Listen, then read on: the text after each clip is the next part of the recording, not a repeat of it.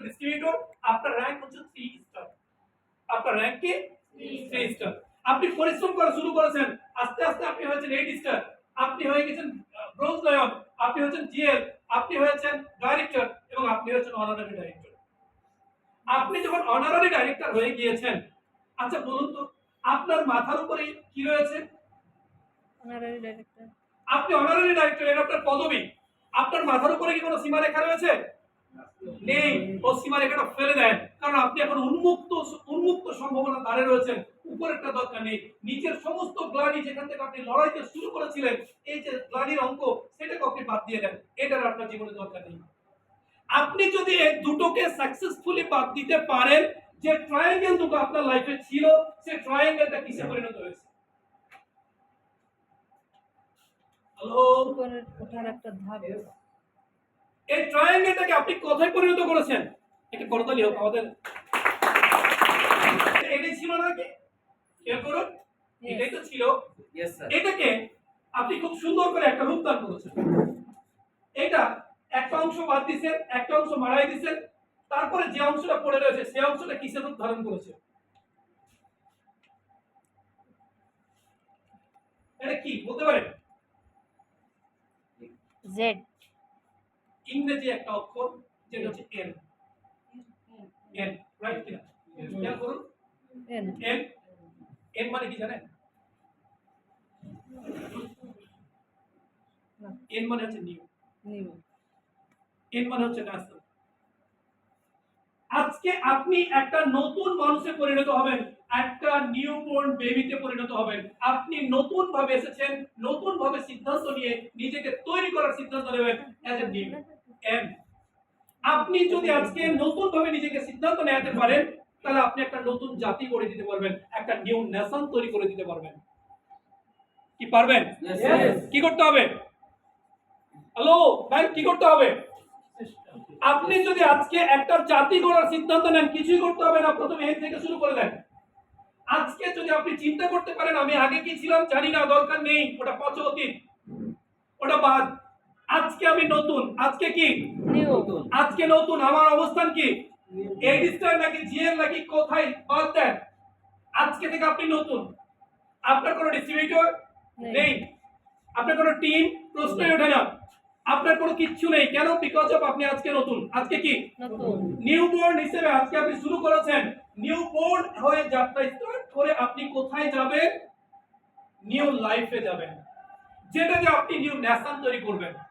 এনটাকে আপনার জীবনে আস্তে পিস্তে বেঁধে নেন, এন হবে আপনার জীবনের সঙ্গী। তো আপনি যদি একটা নিউ নেশন গড়ার আজকে চ্যালেঞ্জ নিতে পারেন, কি পারেন কি? Yes.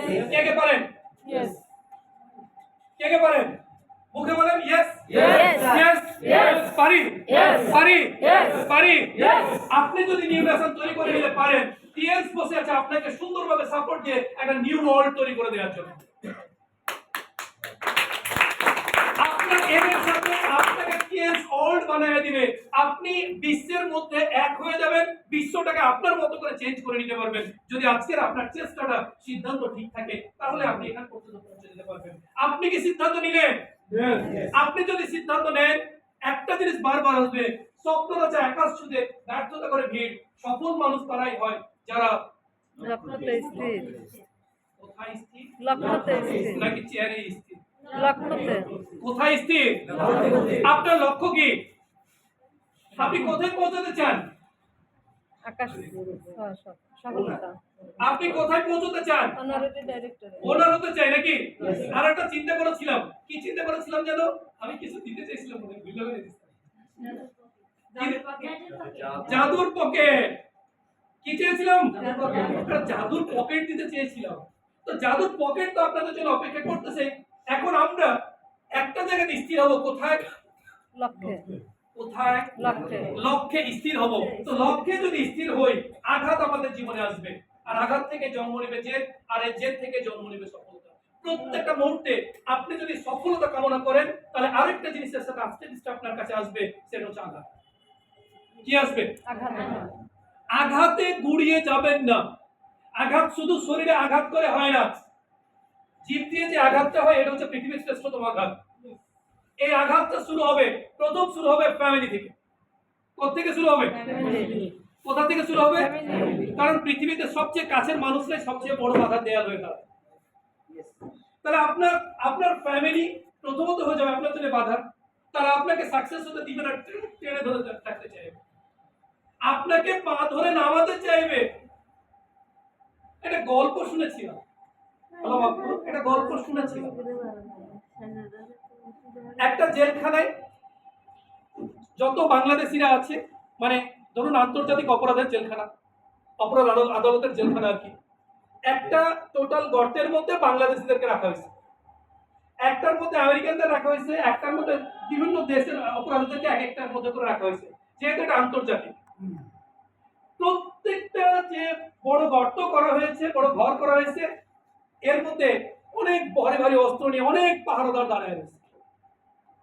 কিন্তু একজন ব্যক্তি এটা ভিজিটে গিয়ে দেখলেন যে সকল জেলখানার গর্তের মুখে অনেক ভারী অস্ত্র নিয়ে অনেক বড় বড় পাহারাদার পাহারা দিচ্ছে, কিন্তু একটা গর্তের মুখে কোনো পাহারাদার নেই। সেটা হচ্ছে বাংলাদেশের মানুষদের জন্য যে জেলখানাটা, ওই জেলখানার গর্তে কোনো পাহারাদার নেই। তো সকল জেলখানার মুখে এরকম পাহারা এটার মধ্যে নেই দেখে তো তিনি অবাক হয়েছেন। ভাই ঘটনা কি? বাংলাদেশের উপর পার্সিয়ালিটি কেন করা হচ্ছে? যে বাংলাদেশকে এত সাপোর্ট কেন দেওয়া হচ্ছে? তো বলতেছে যে ভাই, এই যে এরা আসছে না জাপানি, এরা এত খারাপের খারাপ, একটা যদি উঠতে চায় আর 10টা এসে না ঘাড়ে দিবে যে ভাই তাড়াতাড়ি ওঠ। এই যে আমেরিকান, এরাও কম যায় না, শুধু একটারে সিদ্ধান্ত নিতে দেন, বাকিগুলো দেখেন ওরা কেমনে হেল্প করে, ঘাড়ে নিয়ে পার করে দিবে। আর ওটা হলো বাংলাদেশি, পারও দেওয়া লাগে না, একজন যদি উঠতে চায় 10 জন পালা ধরে না ভাই, ওটার নাম উঠতে দেবে না, সবটি মর, ওঠার কোনো সুযোগ নেই। তাই বাংলাদেশিদের জেলখানায় কোনো পাহারা লাগে না, ওর সবচেয়ে বড় পাহারাদার ওরা নিজে, কেউ কাউকে উঠতে দেবে না। এরা কাঁকড়ার মতো, কিসের মতো?